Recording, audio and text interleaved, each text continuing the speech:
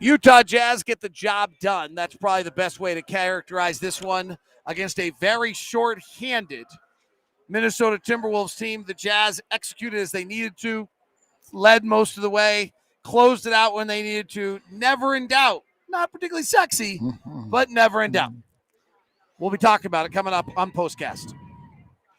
David Locke, along with Ron Boone, as the Utah Jazz beat the Minnesota Timberwolves by the final score of 126 to 116. And Ron, I don't know what's fair to ask out of the Jazz tonight. It might have been, I'm sure there's some people that probably would have loved to have. You think you need to put those on? No, I'm good right now.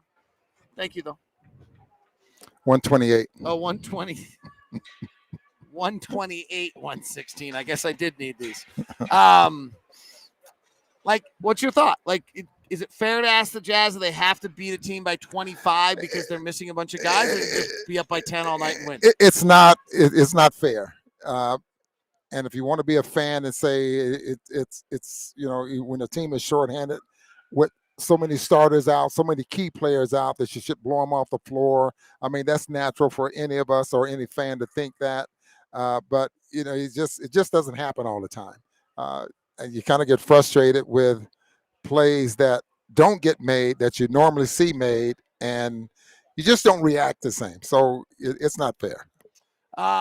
Rudy Gobert tonight finishes with 20 points, 17 rebounds, 2 assists, a steal, and 4 blocks. And again, we're seeing him try to stretch his offensive game. A willingness, really honestly, a willingness to fail, which I kind of admire. Like, he makes a bunch of plays that sometimes look ridiculous, but on the end result of all of it, he scores 20 points on 14 shots tonight. You can't really complain about that. Yeah, 7 of them coming on the offensive glass. Now, Reed is a very good offensive rebounder, or he's aggressive around the board, and so is McDaniels. Both of those guys kind of go to the glass, and so Rudy did hold his own and came up with 7 big offensive rebounds.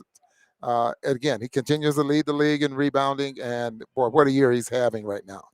Otherwise, I thought the Jazz shot distribution was kind of wacky in the first half. Jordan had taken 7 shots, which is not that unusual, but Ingles had taken 7 shots, so Mike hadn't hit a 3 yet, and Bojan was kind of he hadn't hit a 3 in the first half.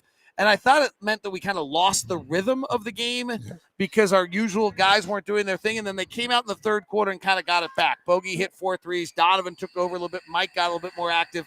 This is, to me, is always the ongoing issue with this team, is there's just so many scorers that every now and then, when it gets out of balance, then the team loses its rhythm a little bit. Yeah, and let's go back to that second quarter, because and I'm going to bring up Jordan Clarkson, because I thought his game was entirely different tonight than we've seen 2 nights ago, or the last time the Jazz played. He looked to pass the basketball. He wasn't just playing with the ball in his hands with his head down so much tonight. He was looking to set guys up. And to give you his line here in 23 minutes, he was only 2 for 9. But he ended up with 3 rounds. He had 7 assists, 1 for 6 from the 3-point line. Now that's going to be something that he's going to average about 5 3-point shots a ball game. But the fact that he was a willing passer, and I think more important for him is setting guys up.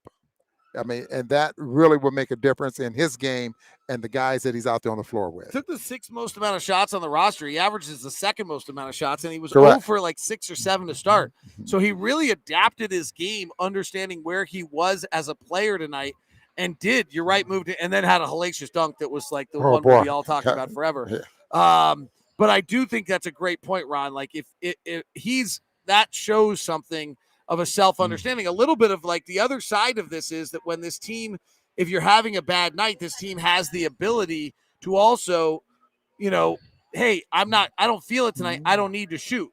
You can shoot. We have plenty of shots to go around on this group. So when Jordan suddenly doesn't take them, then, then Rudy ends up with 14. Rudy getting 14 is an awful lot. That takes shots from guys, and guys adapted. Yeah, absolutely. I mean, there's going to be nights when Jordan's just going to be red hot, because even the threes that he missed, but they were not low percentage 3-point shots.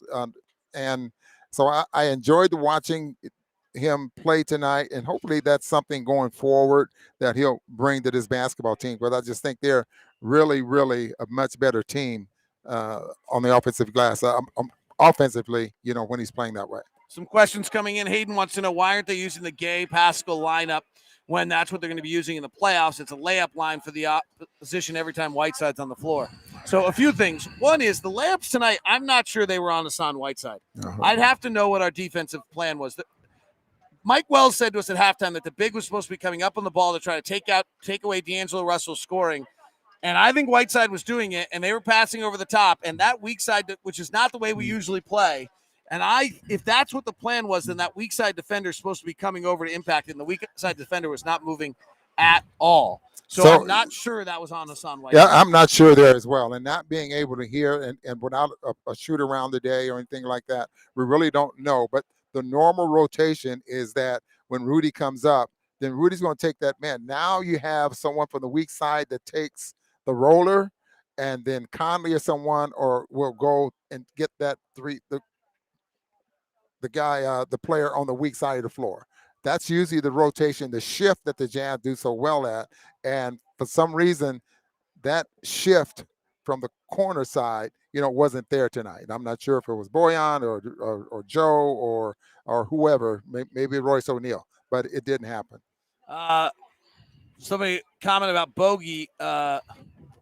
Regardless of what trade ends up happening, Bogey is pretty untradeable right now. Bogey is as good a shooter as there is in the league right now. Yeah, without a doubt. You really have a dynamite. What was he? 4 of 6 tonight. 4 or 5 tonight from 3. And you start looking at his 3-point shooting numbers, the amount of attempts he's taking, and where he is. He's at a career high number. There are not a lot of guys in the league that are at that level of 3-point shooting. I find, maybe who knows what we do. And what trades and what we're willing to do. I agree. I would put him on the untradeable level because if we're a 3-point shooting team that likes to play in transition, he gets out in transition. He's open. He has to be guarded. If he's open, it's deadly.